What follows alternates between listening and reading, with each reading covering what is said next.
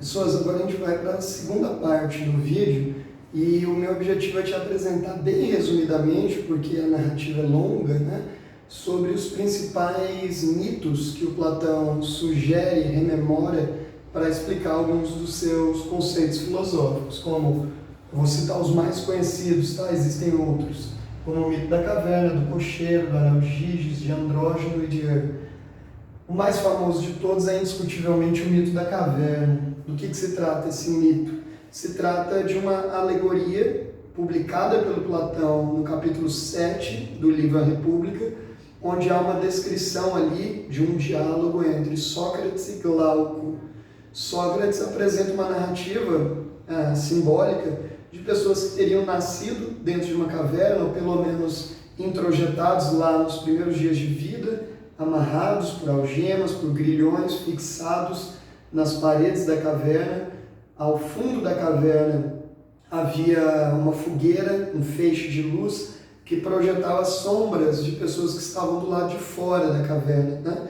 De modo que eles não sabiam que eram sombras e acreditavam que eram entidades, forças sobrenaturais que exerciam algum grau de influência no seu cotidiano, em suas vidas, né?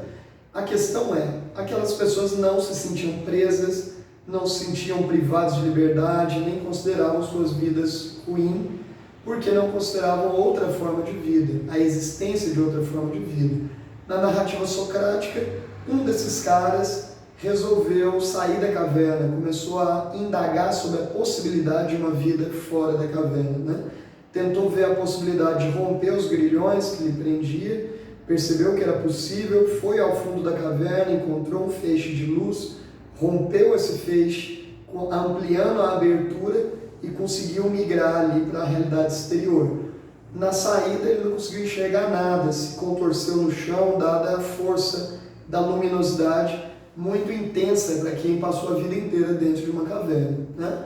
Com o tempo, os olhos foram se acostumando, ele conseguiu enxergar toda a realidade que existia ali do lado de fora, resolve voltar para a caverna para notificar os seus colegas do que havia, de toda uma vida que existia do lado de fora.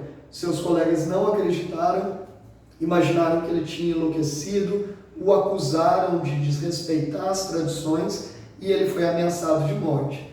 Essa narrativa, ela nada mais é do que uma homenagem do Platão ao próprio Sócrates, que foi em Atenas condenado à morte, justamente por afastar a juventude ateniense dos olhares mais tradicionais, mais acomodados sobre a sociedade, e ele pagou isso com a vida. O texto, o mito da caverna, é uma referência à defesa do filósofo como a figura mais adequada para governar. Sócrates e Platão não eram muito simpáticos à democracia, eles defendiam um regime chamado de sofocracia, uma espécie de aristocracia de intelectuais, onde os filósofos devem governar, onde os mais sábios devem governar. A metáfora das algemas remete a esses pré-valores, essas opiniões, aos preconceitos estabelecidos na nossa cultura, na nossa sociedade. A iluminação na saída da caverna é uma referência ao conhecimento novo, ao conhecimento verdadeiro, filosófico, que de um momento te causa incômodo, mexe com seus valores, mas se você insistir nele, você naturaliza esse conhecimento, né? A vida de dentro da caverna é uma metáfora com o mundo sensível.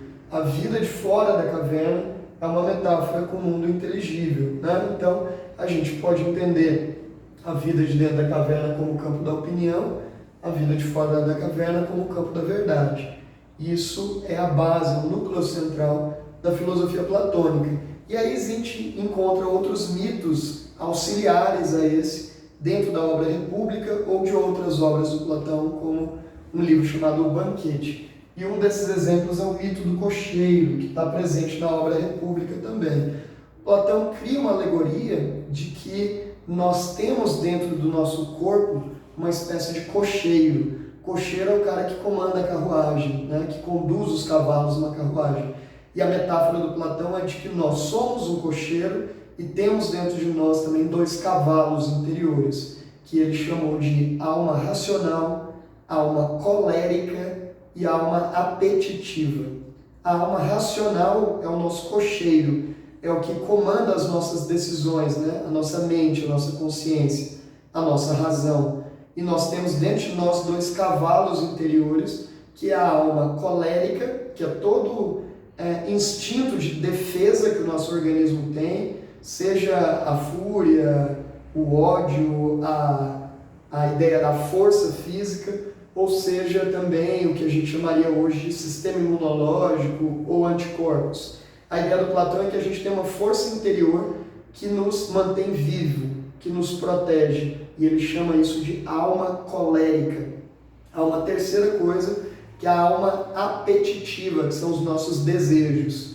Desejo sexual, a fome, a sede, o sono, vontade de fazer cocô, vontade de fazer xixi, isso tudo é a nossa alma apetitiva.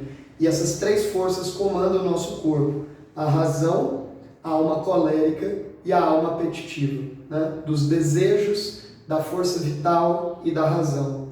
Com base nisso, Platão diz: o estado, a polis, funciona da mesma maneira, regida por esses três corpos. A alma racional, ela nada mais é que a função do governante, que é o filósofo. A alma colérica é a função de quem deve proteger a cidade, que são os guerreiros. Platão, inclusive, era muito simpático ao regime espartano. Ele acreditava que Atenas deveria aprender com Esparta a valorizar mais a arte da guerra. E a alma apetitiva, a terceira, desencadeava os trabalhadores que cuidavam das nossas saciedades, por exemplo, agricultores, né? E aqui a gente tem a referência ao mito do cocheiro por ele acreditar que do mesmo modo que a nossa consciência controla os nossos desejos, é função de um governante controlar as demandas da população como se fosse um cocheiro, e essa missão deveria ser a de um filósofo. Por isso ele defende uma sofocracia, beleza? Há um terceiro mito importante, que é o mito do Anel de Giges. O mito do Anel de Giges, ele diz respeito a uma referência ao mito da caverna, já que se conecta também com essa proposta política e ética. Esses mitos não estão descolados, eles têm uma conexão, né? Esse mito, por exemplo, influenciou aquele filme, o livro O Senhor dos Anéis. O Anel de Giges garantia o poder da invisibilidade. O Platão descreve esse mito, e ao descrever esse mito, ele está fundamentalmente te dizendo e te apresentando um dilema ético, que é refletir o seguinte: o que você faria se você fosse invisível? A sua conduta frente ao outro, frente à comunidade, ao bem comum, você agiria do mesmo modo se tivesse o poder da invisibilidade? A hipótese do Platão é que esse é o grande filtro ético que a gente deve estabelecer sobre cada um de nós. O que eu faria se ninguém estivesse me vendo? A minha conduta seria a mesma, né? Ou seja, a ética não consiste em fazer o certo, a ética consiste em ter consciência do que é o certo, né? Nesse sentido, a ideia do Platão, ela se assenta no argumento de que para ser ético é necessário ter conhecimento filosófico. A formação filosófica te colabora para te inclinar ao bem. Platão dizia que é impossível fazer o mal com a consciência do mal. Só se produz o mal por ignorância. O mal, ele é produto da irreflexão. O mal é uma ausência de reflexão. Quanto mais conhecimento filosófico, mais éticos nos tornamos, né? Existem ainda outros mitos, mas eu considero novamente que o vídeo está ficando longo, então a gente vai para uma terceira parte para finalizar essa discussão sobre Platão. E o meu objetivo é falar sobre o mito de Andrógeno, o mito de Ur, e falar um pouco sobre o conceito de arte em Platão, tá bom? Então a gente se vê no terceiro vídeo. Tchau, tchau.